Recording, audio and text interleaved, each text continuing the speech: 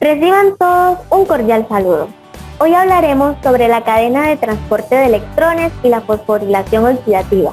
Cabe recalcar que estos procesos se dan simultáneamente, pero los explicaremos individualmente. Los expositores de este video son los siguientes: Juliana García Álvarez, Juan Miguel Foronda Gómez, Elian Andrés Lara Camaño y mi persona Juliana Andrea González Jiménez. Este proceso está presente en todas las mitocondrias y es de suprema importancia saber que este se realiza en las crestas mitocondriales. Pero en eucariontes muchas copias de estas moléculas se encuentran en la membrana mitocondrial interna. Por el contrario, en procariontes los componentes de la cadena de transporte de electrones están en la membrana plasmática. La cadena de transporte de electrones está estrechamente acoplada al proceso de fosforilación oxidativa a través del sistema ATP sintasa para la producción de energía útil para el metabolismo en forma de ATP. Entonces, la cadena de transporte de electrones es un conjunto de proteínas y moléculas orgánicas que están incrustadas en la membrana, donde la mayoría se organiza en 4 grandes complejos, que los vamos a nombrar del 1 al 4. El complejo 1 utiliza el portador de electrones NADH, al que se le ha dado energía en el ciclo de Krebs. Este bombea protones al espacio entre membranas y entrega los electrones energéticos al pequeño servicio de mensajería electrónica de la coenzima Q, que ayuda a transportarlo al complejo número 3. Por su parte, el complejo 2 hace uso del portador de electrones FADH2 y proporciona electrones a la coenzima Q. Este complejo no utiliza energía liberada para bombear protones. El complejo 3 va a bombear protones al espacio entre membranas y continúa el transporte de estos mismos, entregando los electrones al citocromo C. El complejo 4 continúa el proceso de bombeo de electrones para agregarlo al exceso de protones en el espacio entre membranas y realiza la entrega final de los electrones al oxígeno en la membrana mitocondrial. Conforme los electrones viajan a través de la cadena, se desplazan de un mayor nivel de energía a un inferior y se mueven de moléculas menos ávidas de electrones a otras más ávidas. Por consiguiente, los electrones pasan de un miembro de la cadena de transporte al siguiente en una serie de reacciones redox, y la energía liberada en estas reacciones se capturan como un gradiente de protones, el cual se utiliza a su vez para formar ATP en un proceso llamado quimiosmosis. En resumen, la cadena de transporte de electrones y la quimiosmosis constituyen la fosforilación oxidativa. Y los pasos claves de este proceso son: entrega de electrones por NADH y FADH2. Segundo, transferencia de electrones y bombeo de protones. Tercero, separación de oxígeno molecular para formar agua. Y cuarto, la síntesis de ATP impulsada por un gradiente. Ahora, nos planteamos un interrogante: ¿cuántas moléculas de ATP obtenemos por cada glucosa en la respiración celular? Pues el rendimiento máximo de ATP obtenido por molécula de glucosa se encuentra entre 30 a 32 moléculas de ATP, ya que tenemos varias etapas, las cuales son glucólisis, oxidación del piruvato, ciclo de ácido cítrico. Tenemos unos productos directos y un rendimiento final de ATP. En la glucólisis tenemos 2 moléculas de NADH y 2 de ATP, y el rendimiento final va a ser de 2, de 3 y 5 ATP.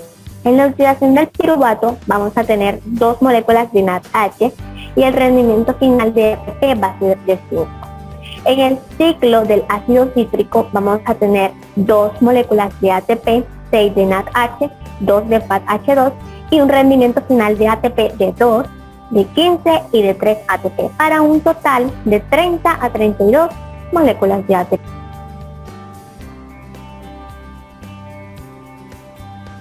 Muy bien, entonces empezamos. Los electrones del NADH se transportan al complejo 1. De allí serán aceptados por el nucleótido de flamina FNN. Posteriormente se transfieren a una serie de centros de azufre que finalmente van a trasladar los electrones a los equinones. Entonces, el paso de los dos electrones del NADH por el complejo 1 va a permitir un tránsito de un total de 4 protones al espacio intermembrana. En este sentido, la ubiquinona reducida difunde libremente por la membrana transportando los electrones hacia el complejo 3. En este complejo se transfieren de uno en uno a través de un proceso complejo de varios pasos. El hecho aquí es que de que los electrones pasen individualmente hace que se genere la ubicemiquinona, que es una molécula de ubiquinona pero reducida por un solo electrón, que gracias a los citocromos B del complejo 2 se reduce nuevamente y cede el segundo electrón. A final de cuentas, los dos electrones son cedidos a los citocromos C, o sea, cada citocromo C transporta un electrón. Durante este proceso se va a lograr transportar otros 4 protones al espacio intermembrana.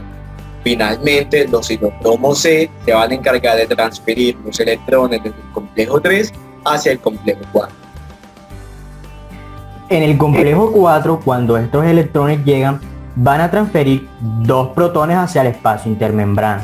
Del complejo número 4, estos electrones van a llegar hacia su molécula aceptora final, que es el oxígeno.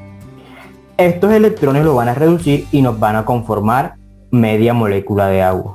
El potencial electroquímico que genera este gradiente de protones en el espacio intermembrana va a ser aprovechado por la ATP sintasa, por una fuerza conocida como fuerza protonmotriz. Esta fuerza protonmotriz nos va a generar una alta concentración de hidrogeniones en el espacio intermembrana y una baja concentración de hidrogeniones en la matriz mitocondrial. Este flujo va a ser aprovechado por la ATP sintasa, en donde 4 protones van a ser transportados desde el espacio intermembrana hacia la matriz mitocondrial. Este flujo de protones a través de la ATP sintasa van a permitir que el ADP y el fosfato se unan y nos conformen una molécula de ATP. Es decir, que por cada 4 protones que pasan por la ATP sintasa se va a generar una molécula de ATP. Y como tenemos 10 protones en el espacio intermembrana, esto nos va a generar un total de 2,5 moléculas de ATP por cada NADH que pasa en este complejo de transporte de electrones. El FAT no es un buen donador de electrones como el NAD, ya que sus electrones se encuentran en un nivel de energía más bajo. Por lo tanto, no se puede transferir sus electrones hacia el complejo 1, por ende, lleva los electrones en la cadena a través del complejo número 2. El cual hay que tener en cuenta de que no bombea protones a través de la membrana. Debido a esto, las moléculas del FAT-H producen un menor bombeo de protones y contribuyen menos al gradiente de protones, comparadas obviamente con el NAD. Adentrándonos un poco más a la ruta del FAT-H, esta es idéntica a la del NAD-H, a excepción de que la molécula que acepta los electrones en este caso no es el complejo 1 sino el 2. Hay que tener en cuenta y es que el FAT-H es la única enzima del ciclo de Krebs asociada a la membrana y antes de que actúe en el complejo 2 es necesario de que su formación gracias a la conversión del succinato a fumarato en el ciclo cítrico. De ahí los electrones son transferidos por medio de una serie de centros de hierro y azufre hacia la ubiquinona. En el ubiquinol es oxidado en el complejo número 3, el cual obtiene 2 electrones desde el ubiquinol y los transfiere a 2 moléculas del citocromo C, conocida como un transportador hidrosoluble que se encuentra en el espacio intermembranal de la mitocondria. Al mismo tiempo, se trasladan 4 protones a través de la membrana por los 2 electrones transportados desde el ubiquinol. En el complejo 4, él capta los 2 electrones de las moléculas del citocromo C y se transfieren al oxígeno, el cual es el aceptor final de los electrones para producir una molécula de agua. Y al mismo tiempo se trasladan 4 protones al espacio intermembranal por los 4 protones, aquí ya estamos incluyendo el NAD, y desaparecen de la matriz 2 protones que pasarán a formar parte de la unión de las moléculas del NAD con el FAT en la molécula de agua.